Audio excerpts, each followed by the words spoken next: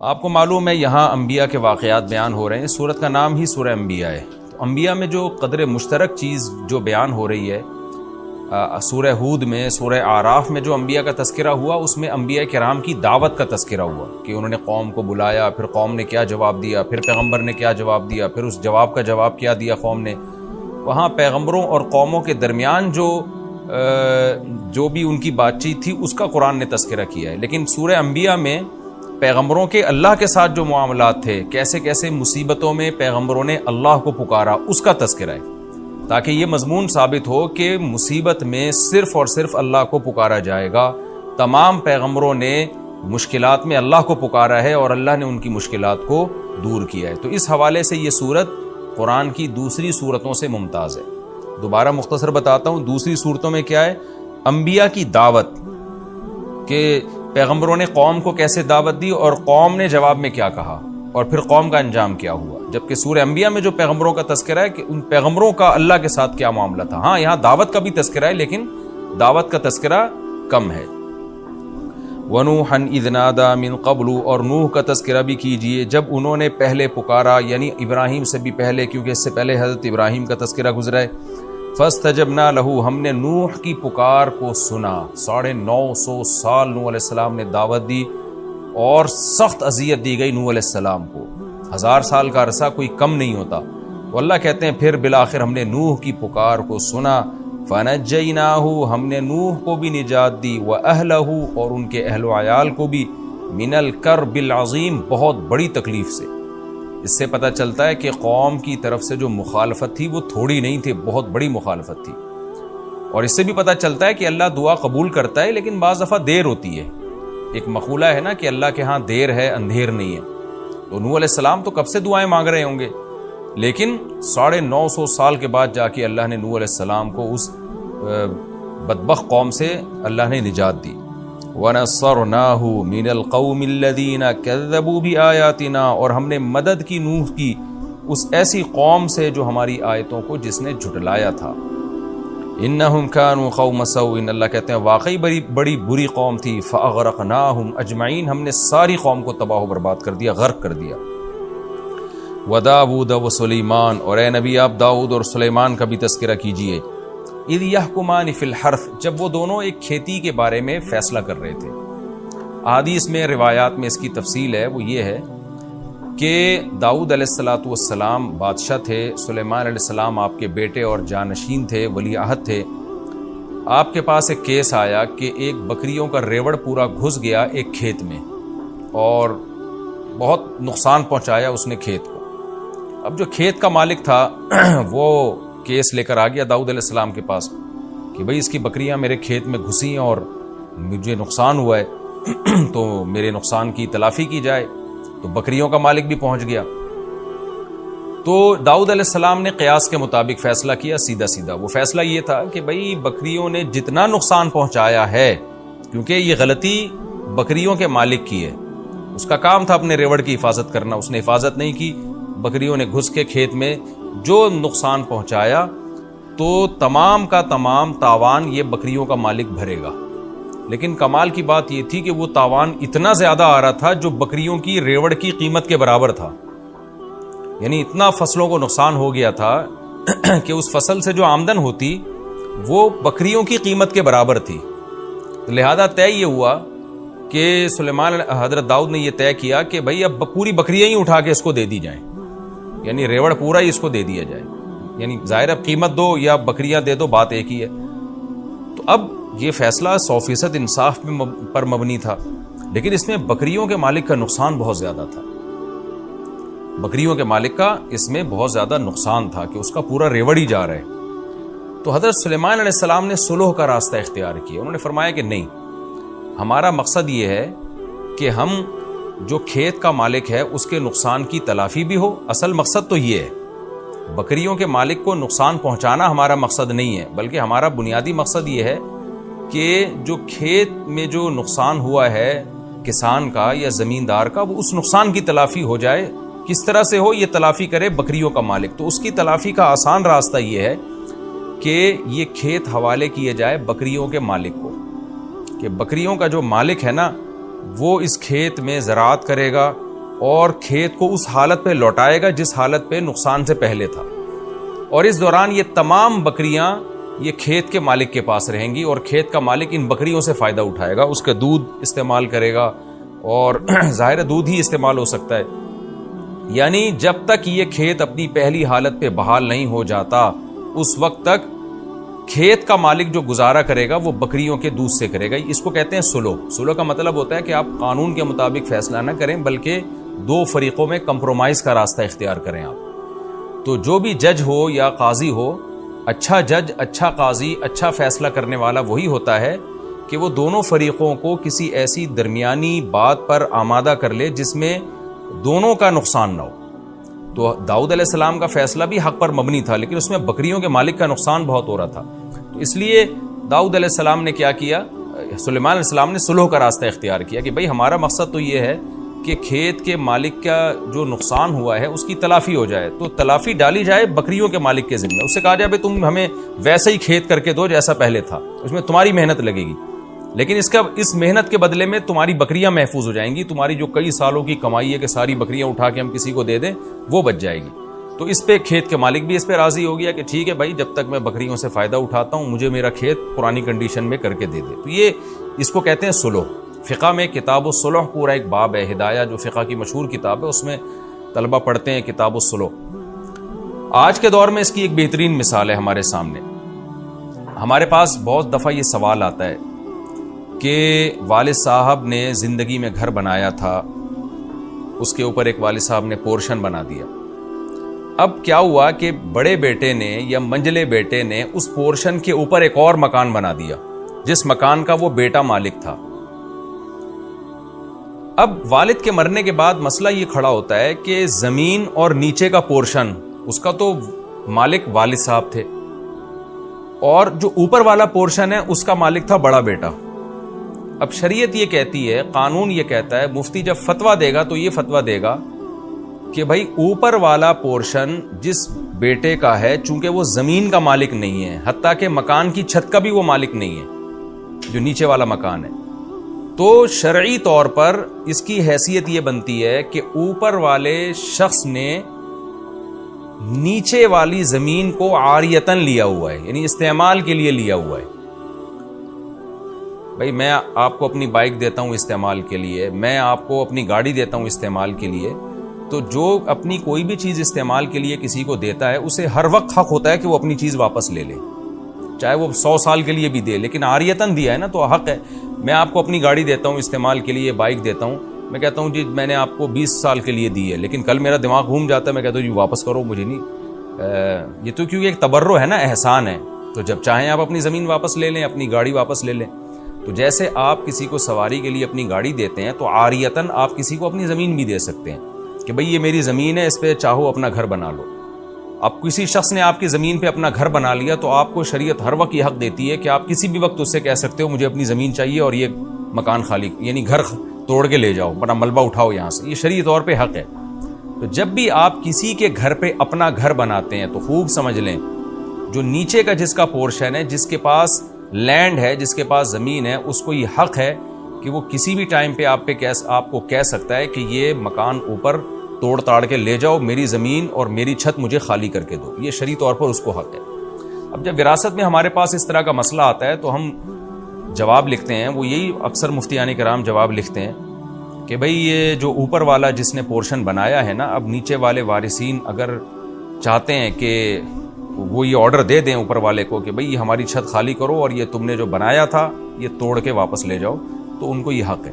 لیکن آپ کو پتہ ہے اس میں اوپر والے کا نقصان بہت ہے، اس نے لاکھوں روپے لگا کے ایک فلیٹ بنایا اور فتویٰ یہ دیا جا رہا ہے کہ جی توڑ کے لے جاؤ، تو پھر مفتی صلح کا راستہ یہ ایسی صورت میں اختیار کرتا ہے، جو ہم کرتے رہتے ہیں، لوگوں کو بتاتے رہتے ہیں کہ بھئی دیکھو، بجائے اس کے کہ آپ جس بھائی نے اوپر کا پورشن بنایا تھا اب اس کو توڑنے کا آرڈر دیا جائے گا، آرڈر دیں گے تو اس کو توڑنا پڑے گا، اس میں اس کا نقصان بہت ہے، تو ہم کوئی ایسی صورت اختیار کر لیتے ہیں جس میں اس کا بھی نقصان نہ ہو اور نیچے والوں کا بھی نقصان نہ ہو، تو اس میں پھر صلح کا راستہ اختیار کیا جاتا ہے۔ پھر یہ کہا جاتا ہے بھائی یہ دیکھا جائے کہ اوپر والے گھر اگر نہ ہوتا تو اس پورے مکان کی قیمت کیا ہوتی، اوپر والا گھر بننے کی وجہ سے اس پورشن کی قیمت کیا یعنی اس پورے مکان کی قیمت میں کتنا اضافہ ہوا ہے، تو آپ ایسا کریں کہ اوپر والے بھائی کو وہ قیمت دے کے وہ مکان اس سے لے لیں آپ، اور وہ وراثت میں اس کو شامل کر لیں.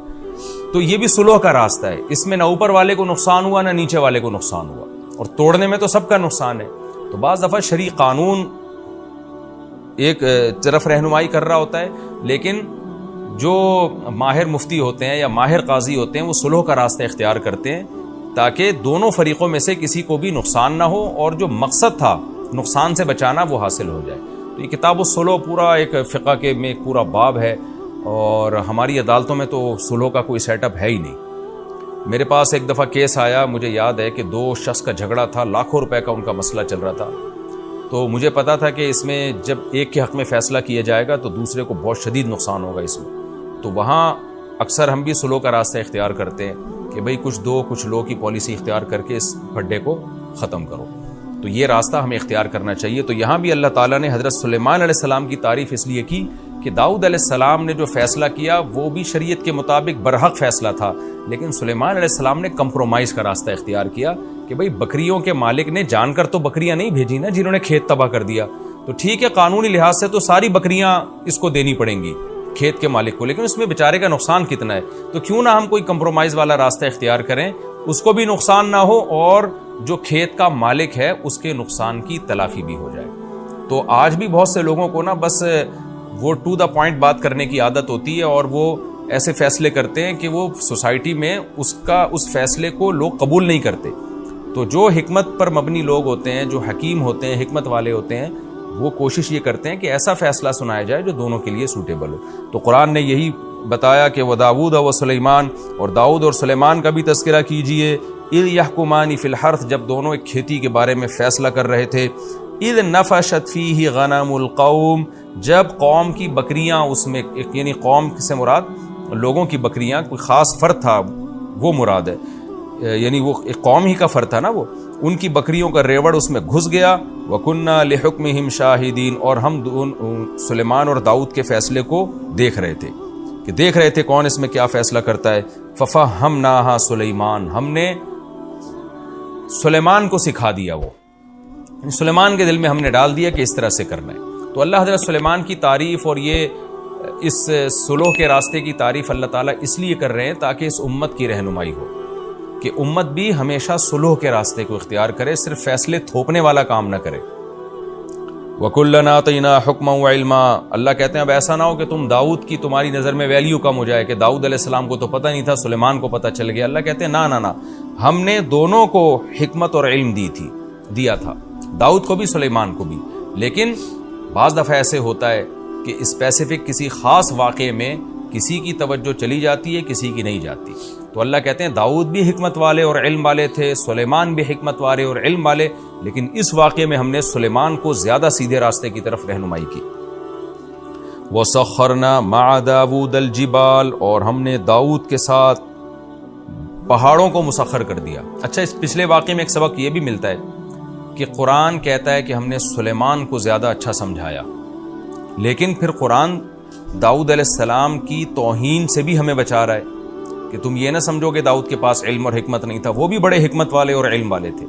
اس میں بھی اس طرف اشارہ ہے کہ بعض دفعہ ایک کم درجے کا شخص، اس کی توجہ کسی اچھے فیصلے کی طرف چلی جاتی ہے، اور جو زیادہ ذہین ہوتا ہے، زیادہ علم والا ہوتا ہے، اس کی توجہ نہیں جاتی. تو اس سے یہ ثابت نہیں ہو جاتا کہ جس کے دماغ میں اچھا خیال آیا وہ ہر لحاظ سے پہلے سے برتر ہے.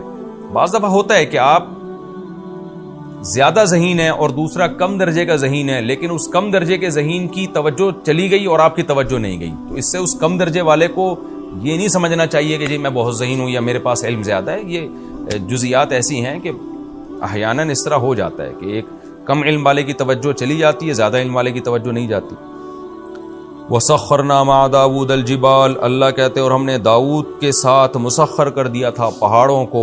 یسبحنا، کیسے مسخر کیا کہ پہاڑ بھی تسبیح بیان کیا کرتے تھے. دوسرے مقام پہ ہے نا قرآن میں، یا جبال اوبی معہ والطیر، اے پہاڑوں تم بھی داؤد کے ساتھ اللہ کی حمد و ثنا کرو، اور اے پرندوں تم بھی کرو. تو پہاڑ بھی تسبیح بیان کرتے تھے. دیکھیں قرآن سے پتہ چلتا ہے کہ اس کائنات کی ہر چیز اللہ کی تسبیح بیان کرتی ہے. سورہ نور میں ہے وَإِن مِّن شَيْءٍ إِلَّا يُسَبِّحُ بِحَمْدِهِ، ہر چیز اللہ کی تسبیح بیان کرتی ہے. تو سوال پیدا ہوتا ہے کہ جب ہر چیز تسبیح بیان کرتی ہے تو یہاں داؤد علیہ السلام کی کیا خصوصیت ہوئی کہ ہم نے پہاڑوں کو مسخر کیا اور وہ بھی تسبیح کرتے تھے؟ تو اس سے صاف پتہ چلتا ہے کہ ویسے تو ہر چیز بزبان حال اللہ کی تعریف کر رہی ہے، لیکن جو داؤد علیہ السلام کا معجزہ تھا وہ یہ تھا کہ باقاعدہ سبحان اللہ الحمدللہ کی پہاڑوں سے آوازیں آیا کرتی تھی. یہ معجزہ تھا داؤد علیہ السلام کا کہ داؤد علیہ السلام جب زبور تلاوت کرتے یا اللہ کی حمد و ثنا کرتے تو پہاڑوں سے بھی لا الہ الا اللہ کی اور پرندوں سے بھی لا الہ الا اللہ کی آوازیں آنا شروع ہو جایا کرتی تھی. وَكُنَّا فَاعِلِينَ، اللہ کہتے ہیں اور یہ سارے کام ہم کر رہے تھے. یہ بھی ایک اشکال کا جواب ہے کہ پہاڑ کیسے اللہ کی تسبیح بیان کر رہے ہیں، پرندے کیسے کر رہے ہیں؟ تو اللہ کہتے ہیں پرندہ نہیں کر سکتا زبان کے ذریعے کہ وہ زبان انسان کی سمجھ میں آئے، پہاڑ نہیں بول سکتا، لیکن یہ سارے کام ہم کر رہے تھے. اسی سے علماء نے استدلال کیا ہے کہ جتنے بھی معجزے پیغمبروں سے صادر ہوتے ہیں ان کا اصل فاعل اللہ ہوتا ہے، پیغمبر نہیں ہوتے. تو اس لیے اللہ کہہ رہے ہیں سارے کام میں کر رہا تھا، داؤد نہیں کر رہے تھے یہ سارے کام، کہ ان کے حکم پر پہاڑوں کا سے جو آواز آئی ہے تو یہ آواز ہم نے نکالی ہے پہاڑوں سے. وَعَلَّمْنَاهُ صَنْعَةَ لَبُوسٍ لَكُمْ، اللہ کہتے ہیں ہم نے داؤد کو سکھایا صنعۃ لبوس. لبوس کی تشریح میں کر چکا ہوں ترجمے میں. زرہیں جو جنگی لباس ہوتے ہیں نا، سر سے پاؤں تک انسان لوہے کا لباس پہن کے وہ ڈھک جاتا ہے، پھر دشمن کے لیے آپ کو تلوار تیر کے ذریعے نقصان پہنچانا بہت مشکل ہوتا ہے. تو اللہ کہتے ہیں ہم نے اے لوگو تمہارے لیے، یعنی اے بنی اسرائیل یا اے اہل اسلام تمہارے لیے، تمہارے کا مطلب ان کا فائدہ ہم سب اٹھا رہے ہیں. جب زرہیں ایجاد ہو گئیں تو سب نے فائدہ اٹھایا اس کا. تمہارے لیے ہم نے یہ سب صنعت داؤد کو سکھائی. لِتُحْصِنَكُم مِّن بَأْسِكُم، تاکہ یہ زرہیں تمہیں تمہاری لڑائیوں میں محفوظ کریں. تو داؤد علیہ السلام کو اللہ نے زرہیں بنانا بھی سکھایا. فَهَلْ أَنْتُمْ شَاكِرُونَ، اللہ کہتے ہیں بتاؤ اب تم شکر ادا کرو گے. اس آیت سے یہ بھی پتہ چلتا ہے کہ دنیاوی علم کی بھی اللہ کی نظر میں بڑی ویلیو ہے. اب یہ زرہیں بنانا اور پہننا یہ جنگوں میں ڈیفنس کے کام آتی ہے یہ چیز. تو اللہ نے داؤد علیہ السلام کو یہ سب چیزیں سکھائیں تاکہ آپ جنگ میں اپنا دفاع مضبوطی سے کر سکیں. تو آج بہت سے لوگ افراط و تفرید کا شکار ہیں. کچھ لوگ دین کے علم کی ان کی نظر میں ویلیو ہی نہیں ہے، یہ ہمارا لبرل طبقہ ہے. اور کچھ لوگ صرف دین کے علم ہی کو علم مانتے ہیں، دنیا کے علم کو کوئی حیثیت ہی نہیں دیتے. یہ بھی غلو کا شکار ہیں. تو قرآن میں جہاں دین کے علم کی فضیلت ہے وہاں دنیاوی علم کی بھی فضیلت ہے. ظاہر ہے تو دنیا کا علم تھا نا، زرہیں بنانا اور جنگوں میں استعمال کرنا. تو جو بھی قوم اپنے ڈیفنس کے لیے محنت کرتی ہے، کوشش کرتی ہے، ٹیکنالوجی میں ترقی کرتی ہے، اس زمانے کی یہ ٹیکنالوجی ہی تھی. کیونکہ قرآن میں دوسرے مقام پر آتا ہے وَقَدِّرْ فِي السَّرْدِ، ہم نے لڑیاں جوڑنا سکھائیں داؤد علیہ السلام کو. کیونکہ یہ ایسے ہی دیسی طریقے سے نہیں ہوتا کہ جی ایک پلیٹ لا کے ادھر ویلڈنگ کر دی، ادھر ویلڈنگ کر کے آپ نے ایک خول چڑھا لی اپنے اوپر. بازو ہیں آپ کے، جوائنٹس ہیں آپ کے، اس کو موو کرنا ہے. یہ تو قدر فی السرد، اللہ کہتے ہیں ہم نے ان کو لڑیوں کو جوڑنا سکھایا داؤد علیہ السلام کو. اس طرح سے انہوں نے زرہیں بنائی تاکہ جنگوں میں ہمارے کام آئیں. آگے اللہ فرماتے ہیں وَلِي سُلَيْمَانَ الرِّيحَ، اور ہم نے سلیمان کے لیے ہوا کو مسخر کر دیا عاصفۃً، بڑی طوفانی ہوا تھی. اچھا قرآن میں ایک جگہ آتا ہے کہ رخان نرم ہوا تھی، اور ایک جگہ آتا ہے تیز ہوا تھی، عاصفہ تیز ہوا. تو علماء نے تطبیق دی ہے کہ وہ رفتار کے لحاظ سے تیز تھی لیکن اسموتھ ہونے کے اعتبار سے وہ نرم تھی. کیونکہ تیز ہوا ہلا دیتی ہے انسان کو، ڈرا دیتی ہے انسان کو، اٹک پٹک کر دیتی ہے. تو اسپیڈ کے لحاظ سے تیز تھی، اتنی تیز کہ مہینوں کا سفر دنوں میں ہونا شروع ہو گیا. اور لیکن نرم اتنی کہ جیسے ہم جہاز میں جب سفر کرتے ہیں نا تو کیسے اسپیڈ کے ساتھ جا رہا ہوتا ہے لیکن کوئی جھٹکے نہیں آتے، کوئی انسان ہلتا جلتا نہیں ہے اس میں. تو اس لحاظ سے وہ ہوا نرم تھی سلیمان علیہ السلام کے لیے. تجری بامرہ الی الارض التی بارکنا فیہا، یہ ہوائیں چلتی تھیں سلیمان کے حکم سے اس زمین کی طرف جس زمین میں ہم نے برکت رکھی ہے، یعنی ارض شام، بیت المقدس. سلیمان علیہ السلام کا مرکز اور داؤد علیہ السلام کا جو مرکز تھا خلافت کا وہ بیت المقدس تھا، فلسطین تھا.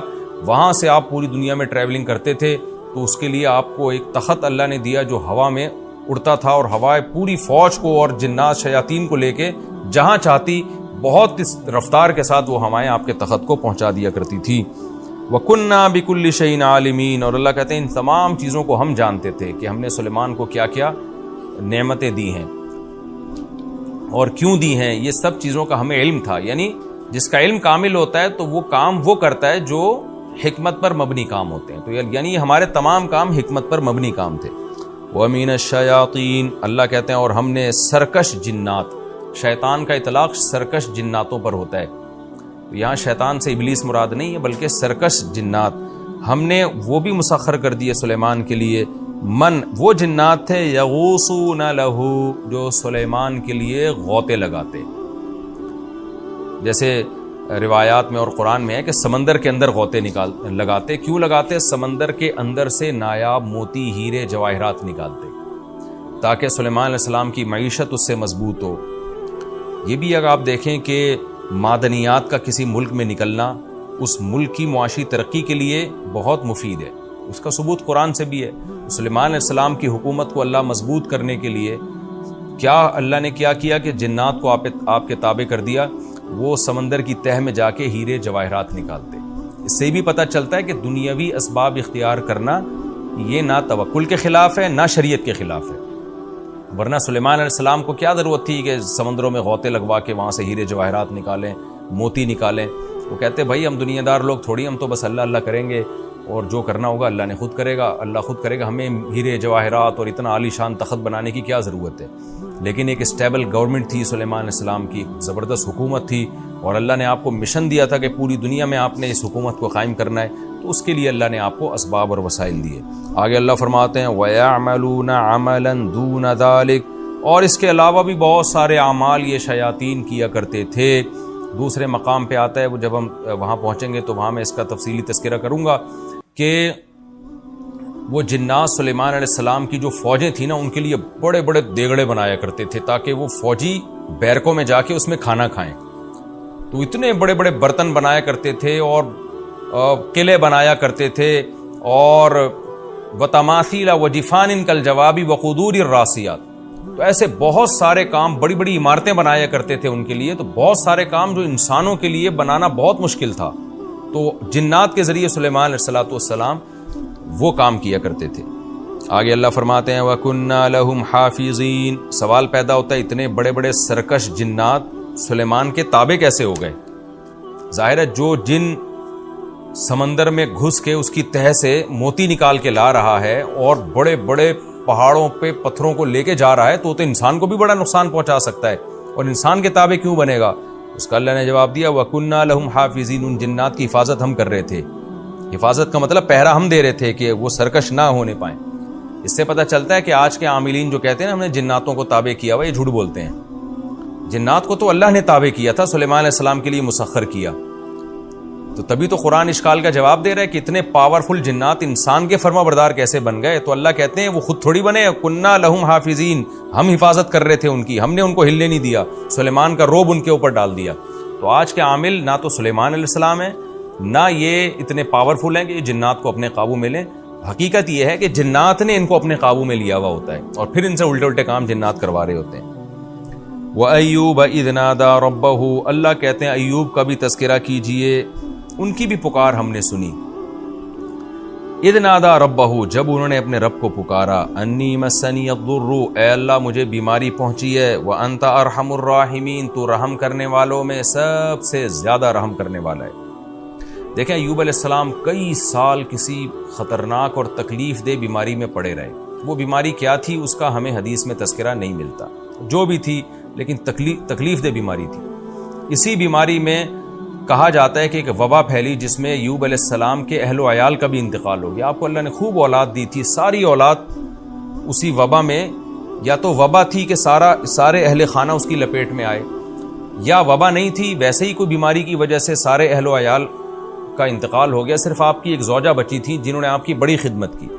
جیسے کہ سورہ سعد میں آتا ہے کہ حضرت ایوب حدیث میں بھی اس کی تفصیل ہے کہ ایوب علیہ السلام کی زوجہ نے بہت صبر کیا اپنے شوہر کی بیماری پہ، کئی سال اپنے شوہر کی خدمت کرتی رہیں. لیکن ایوب علیہ السلام چونکہ اتنا عرصہ بیمار تھے، جب انسان بیمار ہوتا ہے اس کی طبیعت میں تھوڑا سا چڑچڑا پن پیدا ہو جاتا ہے. تو ان کی زوجہ سے ایک دن آپ کی خدمت میں کچھ کوتاہی ہوئی. حضرت ایوب علیہ السلام کو غصہ آیا، آپ نے فرمایا میں ٹھیک ہو گیا تو تجھے 100 کوڑے ماروں گا میں. لیکن بعد میں آپ کو ندامت ہوئی کہ بھئی یہ میری بیوی تو بڑی نیک ہے، اس نے بیماری میں اتنی خدمت کی ہے. جب ٹھیک ہو گئے نا تو اب پریشان کہ اللہ میں تو اپنی قسم اور پیغمبر قسم کے بھی کبھی بڑا خیال کرتے ہیں کہ میں کیسے اس خدمت گزار بیوی کو جو ہے 100 کوڑے ماروں. اب اپنی قسم کو دیکھتے اور اپنی بیوی کو دیکھتے تو اللہ نے آپ کو حیلہ بتایا, وَخُذْ بِيَدِكَ ضِغْثًا فَاضْرِب بِهِ وَلَا تَحْنَثْ. اے ایوب تو اپنی زبان کی بھی لاج رکھ, قسم بھی پوری کر لے. اور ہم قسم پوری کرنے کا طریقہ بتاتے ہیں کہ ایک جھاڑو لے جس میں 100 تنکے ہوں, ایک ہی دفعہ بیگم کو مار دے بس. تو بیگم کو بھی پتا ہو کہ بھئی اللہ نے حیلہ بتایا تاکہ قسم میں بری ہو جائے. تو ایوب علیہ السلام نے ایسے ہی کیا. تو اللہ نے حضرت ایوب علیہ السلام کی زوجہ کی بھی رعایت کی اور ایوب علیہ السلام کی بھی رعایت کی. باقی سارا خاندان حضرت ایوب علیہ السلام کا وفات پا گیا. تو آپ کو تنہائی محسوس ہوتی تھی, لیکن اس طویل بیماری میں اور ان تنہائی کے ایام میں اولاد جب آپ سے چھین لی گئی, سب کی موت واقع ہو گئی, تو ایوب علیہ السلام صبر کرتے رہے. تو قرآن نے ایوب علیہ السلام کے بارے میں فرمایا انا وجدناہ صابرا, ہم نے بڑا صبر والا پایا. آج تھوڑی سی پریشانی آتی ہے, خودکشی کی باتیں, منہ سے غلط باتیں. ایوب علیہ السلام کی ساری اولاد کا انتقال ہو گیا اور تنہا ہو گئے, صرف ایک زوجہ بچی تھی جو خدمت کرتی تھی, اور طویل عرصہ بیماری میں. تو قرآن کہتا ہے پھر ایوب نے ہمیں پکارا, انی مسنی الضر, اے اللہ مجھے بہت مصیبت پہنچ چکی ہے. یعنی پیغمبر کا بھی صبر ایک انتہا کو پہنچتا ہے اور اللہ بھی اتنا آزماتا ہے. اے اللہ میں بہت مشکل میں ہوں. وَأَنْتَ أَرْحَمُ الرَّاحِمِينَ, تو رحم کرنے والوں میں سب سے زیادہ رحم کرنے والا, یعنی تو مجھ پہ ترس کھا. دیکھیں دعائیں تو ایوب علیہ السلام اس وقت سے ہی مانگ رہے ہوں گے نا جب سے بیمار ہیں. پیغمبر تو دعائیں مانگنے میں بخل تھوڑی کرتے ہیں, لیکن یہ وہ دعا ہے جو بہت ہی عاجزی کے ساتھ نکلی. مسنی الضر, بیماری کا لفظ نہیں کہا کہ مجھے بیماری پہنچی ہے, مطلب مصیبت پہنچی ہے مجھے بہت زیادہ, اور تو مجھ پر رحم کر.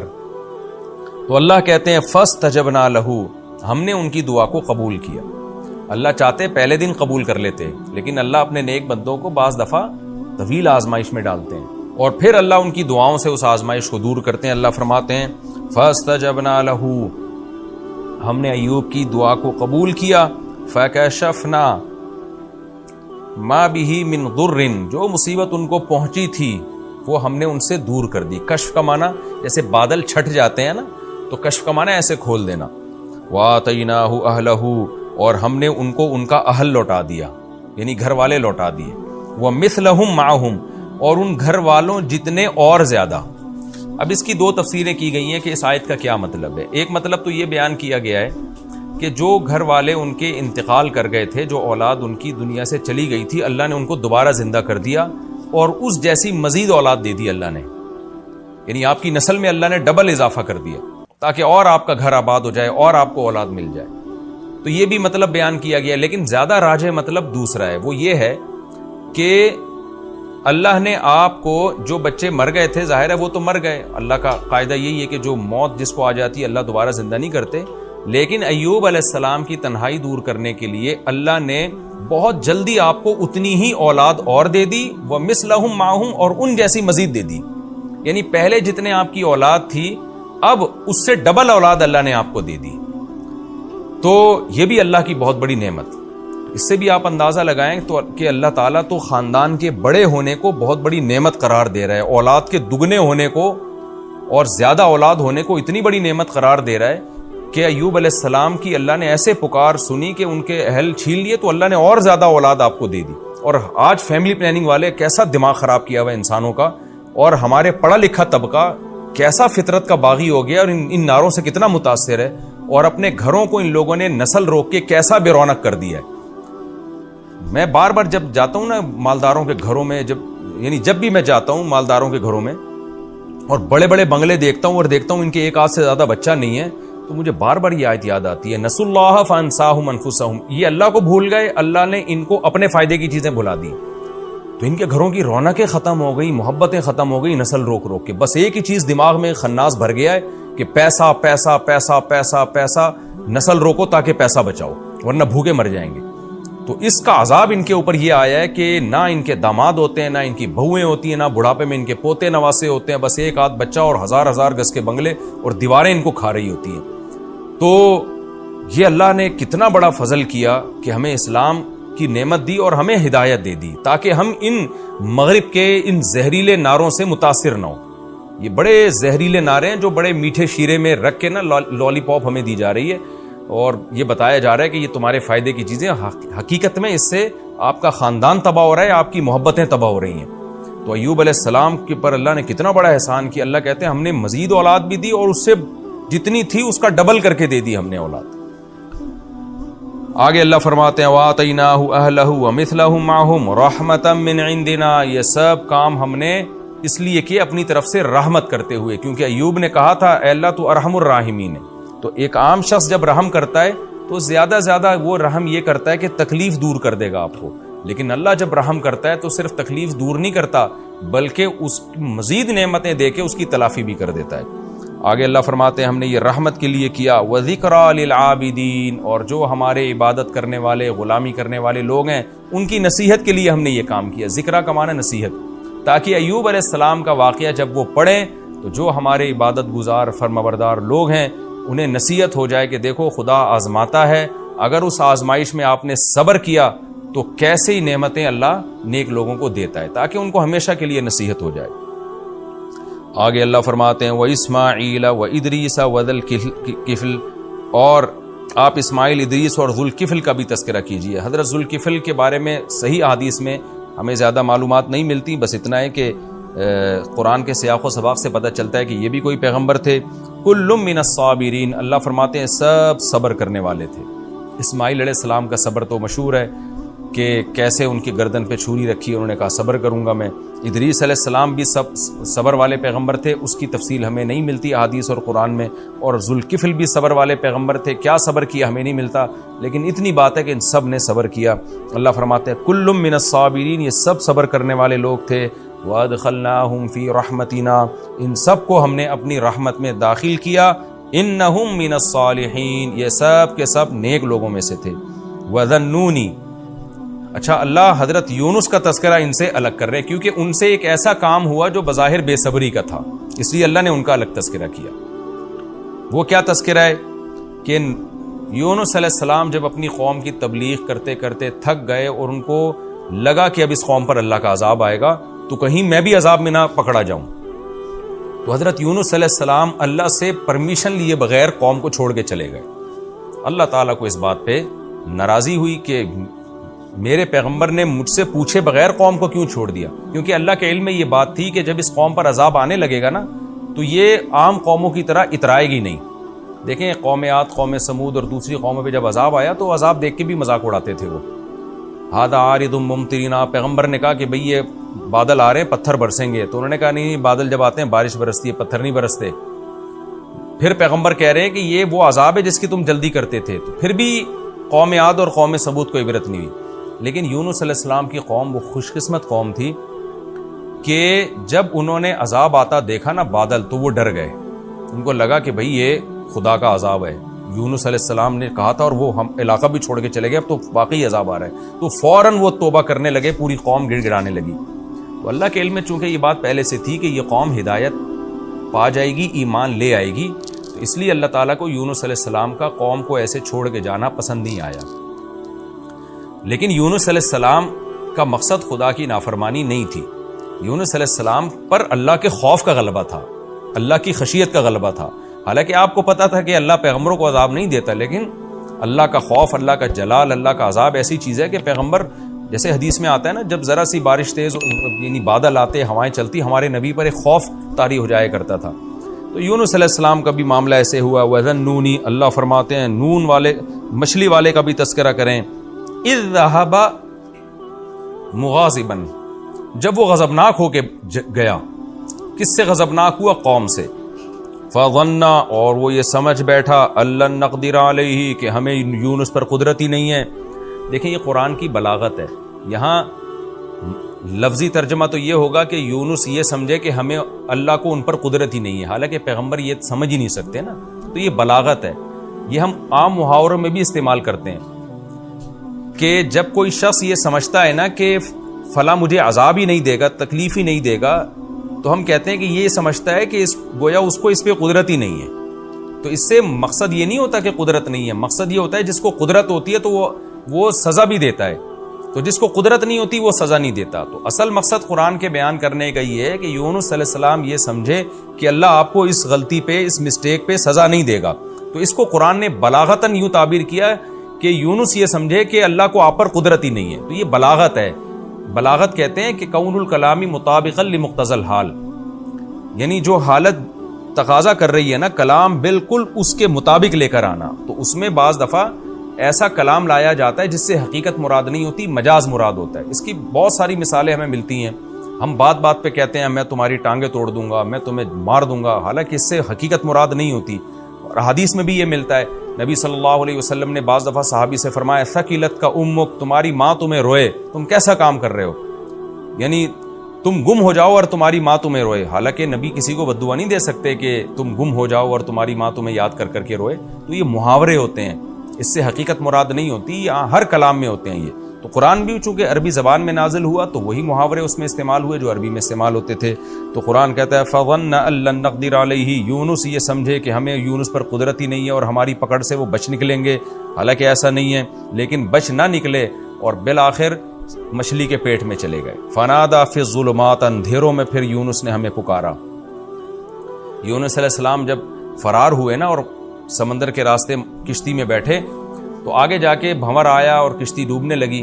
تو کشتی کے ملاح نے کہا کہ بھئی ایک شخص کو کشتی سے نکلنا پڑے گا تاکہ کشتی کا وزن ہلکا ہو، اور کوئی ایسا شخص ہے جو اپنے مالک کی پرمیشن کے بغیر آیا ہے. یونس علیہ السلام کو احساس ہو گیا کہ بھئی میں اللہ کی مرضی کے بغیر آیا ہوں تو یہ میرے ہی لیے ہوا ہے یہ سب کچھ. تو یونس علیہ السلام نے ارادہ کیا کہ وہ کشتی سے اتر جاتے ہیں، سمندر میں چھلانگ لگا لیتے ہیں. لیکن قوم نے کہا کہ نہیں، ہم قرآن اندازی کریں گے، اور قرآن اندازی میں حضرت یونس ہی کا نام آیا. یونس علیہ السلام کو کشتی سے کیسی بڑی آزمائش، آپ دیکھیں سمندر کی موجوں میں کوئی چلا جائے تو کتنی بڑی آزمائش ہے. تو یونس علیہ السلام نے سمندر میں آپ میں چھلانگ لگائی، مچھلی منہ کھول کے کھڑی ہوئی تھی، مچھلی نے آپ کو نگل کے سمندر کی تہ میں لے گئی. اب قرآن کہتا ہے کئی اندھیروں میں اللہ نے یونس علیہ السلام کو وحی نہیں کی کہ اے یونس تو نے غلطی کی ہے، نہ. یونس علیہ السلام کو خود احساس ہو گیا. تو اس سے پتہ چلتا ہے نیک لوگوں کے ساتھ جب کوئی ایسا کام ہو رہا ہو نا جو ان کی آزمائش ہو تو ان کو احساس ہو جاتا ہے کہ ہم سے کوئی غلطی ہوئی ہے جس کی ہمیں سزا مل رہی ہے. تو یونس علیہ السلام جب اندھیروں میں گئے ہیں، یعنی ایک مچھلی کے پیٹ کا اندھیرا، سمندر کی تہ کا اندھیرا اور رات کا اندھیرا، تو یہ تمام اندھیرے مل گئے. یونس علیہ السلام نے پھر مچھلی کے پیٹ میں پکارا، ان کو احساس ہو گیا کہ مجھ سے کوئی غلطی ہوئی ہے، اور کہا کہ لا الہ الا انت، اے اللہ تیرے سوا کوئی عبادت کے لائق نہیں، یعنی میں صرف تجھی کو پکاروں گا. سبحانک، تو ہر عیب سے پاک ہے. کیا مطلب؟ میرے ساتھ جو تو نے یہ معاملہ کیا کہ مجھے سمندر کی تہ میں پہنچا دیا، کشتی سے نکلوا دیا، تو یہ میرا قصور ہے، تیرا قصور نہیں ہے، کیونکہ تو عیب سے پاک ہے. انی کنت من الظالمین، اور ظالم میں ہی ہوں. تو یہ بھی توبہ کا ایک طریقہ ہوتا ہے کہ اپنی غلطی کا اعتراف کر لینا. اللہ فرماتے ہیں فاستجبنا لہ، ہم نے یونس کی پکار کو سنا. کتنی بڑی فضیلت ہے دعاؤں کی. آج سارا زور لوگوں نے وظیفوں پہ اور روحانی ٹوٹکوں پہ لگایا ہوا ہے. دعائیں مانگنے کا رواج ختم ہو گیا. یونس علیہ السلام نے لا الہ الا انت سبحانہ کی تسبیح نہیں پڑھی تھی وہاں بیٹھ کے، وظیفے کے طور پہ نہیں پڑھا تھا، دعا مانگی تھی اللہ سے. ایوب علیہ السلام نے اللہ سے دعا مانگی، زکریا علیہ السلام نے اللہ سے دعا مانگی. تو آج دعاؤں کو فوکس نہیں کر رہے لوگ. اللہ کہتے ہیں ہمیں پکارا، ہماری حمد و ثنا کی. فاستجبنا لہ، ہم نے یونس کی پکار کو قبول کیا. ونجیناہ من الغم، اور جس غم میں یونس مبتلا تھے، کتنا بڑا غم، کیسا خوف، سمندر کے بیچ میں جائیں کیسا خوف ہوتا ہے. تو اللہ کہتے ہیں ہم نے یونس کو اس غم سے نجات دی. کیسے نجات دی؟ دوسرے مقام پر آتا ہے کہ مچھلی آئی اور سمندر کے کنارے ایسے اگل دیا مچھلی نے آپ کو، اور پھر اللہ نے آپ کے قریب ایک درخت پیدا کر دیا فوراً، اس درخت کی چھاؤں میں آپ کو سکون ملا. پھر اللہ کہتے ہیں ہم نے ان کو آپ کی قوم کی طرف دوبارہ بھیجا. ونجیناہ من الغم، اللہ کہتے ہیں ہم نے آپ کو غم سے نجات دی. وکذالک ننجی المؤمنین، اور اسی طرح ہم ایمان والوں کو نجات دیا کرتے ہیں. کیا مطلب؟ جن کا خدا پہ ایمان ہوتا ہے. بے ایمانوں کو نہیں، بے ایمانوں کی دعائیں قبول نہیں ہوتی. آج تو ہماری دعائیں بے اثر ہو گئی ہیں. اس کی وجہ یہ ہے کہ ہمیں اللہ پر ایمان ہی ختم ہو گیا ہے. ہم تو ٹرائی کر رہے ہوتے ہیں کہ قبول ہو گئی تو ٹھیک ہے، نہیں ہوئی تو چلو مانگنے میں کیا جا رہا ہے؟ تو دعاؤں میں وہ جان اور وہ طاقت ہمارے ختم ہو چکی ہے۔ تو اللہ نے فرماتے ہیں وَكَذَلِكَ نُنْجِي الْمُؤْمِنِينَ، ہم ایمان جو ہم پر اعتماد کرتے ہیں، ایمان لاتے ہیں، اس طرح سے ہم ان کو نجات دیتے ہیں، یعنی تمام ناکامیوں کے اسباب کے ہوتے ہوئے ہم ان کو کامیاب کر دیتے ہیں۔ وَزَكَرِيَّا إِذْ نَادَى رَبَّهُ، اور زکریا کو بھی یاد کیجئے جب اس نے اپنے رب کو پکارا اور کیا کہا، ربی لا تذرنی فردن، اے اللہ تو مجھے اکیلا مت چھوڑ۔ بوڑھے ہو چکے ہیں، بال سفید ہو چکے ہیں، بیوی 90-100 سال کی، وہ بھی بڑھیا، لیکن اللہ تعالیٰ فرماتے ہیں کہ ہمیں زکریا نے پکارا، اے اللہ تو مجھے اکیلا مت چھوڑ، وانت خیر الوارثین، اور تو سب سے بہتر وارث ہے۔ یعنی اصل میں تو میرا وارث تو ہی ہے۔ وارث کا مطلب سب کے جانے کے بعد جو رہتا ہے وہ تو ہی رہتا ہے، لیکن میں چاہتا ہوں کہ دنیا کے لحاظ سے بھی میرا کوئی وارث بنے، میری کوئی اولاد بنے جو کہ باپ کی وارث ہوتی ہے۔ یعنی میں جو وارث چاہ رہا ہوں تو یہ مطلب نہیں ہے کہ میں تجھے وارث نہیں سمجھتا، اصل وارث تو ہی ہے، لیکن دنیا کے لحاظ سے مجھے وارث چاہیے، لہذا مجھے اکیلا مت چھوڑ۔ فاستجبنا لہ، اللہ کہتے ہیں ہم نے آپ کی پکار کو سنا، ووہبنا لہ یحییٰ، اور ہم نے آپ کو یحییٰ ہبہ کیے، گفٹ میں دیے، واصلحنا لہ زوجہ، اور زکریا کے لیے ان کی زوجہ، زوج سے مراد ان کی بیوی ہے، اور ہو کے ضمیر حضرت زکریا کی طرف لوٹ رہی ہے، ہم نے زکریا کی زوجہ کو بھی ٹھیک کر دیا، یعنی بانجھ پنے کی اصلاح کر دی ہم نے۔ انہم کانوا یسارعون فی الخیرات، اس لیے کہ یہ خاندان نیکیوں میں ایک دوسرے سے آگے بڑھا کرتا تھا اور ہمیں امید اور خوف کے ساتھ یدعوننا پکارا کرتا تھا، وکانوا لنا خاشعین، اور ہم سے ڈرا کرتا تھا۔ تو اس کی برکت سے اس خاندان پر ہم نے احسان کیا اور بڑھاپے میں ان کو ہم نے اولاد دی۔ وقت ہمارا مکمل ہو چکا ہے،